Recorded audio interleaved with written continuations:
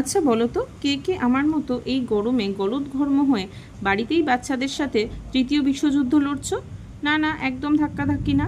জানি জানি, এই চিত্রটা এখন অধিকাংশ বাড়িতেই কমন। সামার ভ্যাকেশন চলছে না, তাই লাট সাহেবদের আবদারও একটু বেশি।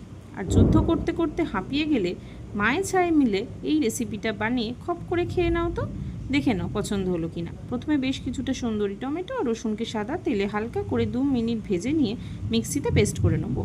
সেই হেয়ার কার্লার দিয়ে কার্ল করা নুডলসগুলো আছে না গো, ম্যাগি ম্যাগি, হ্যাঁ হ্যাঁ, ওই ম্যাগিটাকে আলাদা পাত্রে বয়েল করে নিয়ে জল ছড়িয়ে নেব।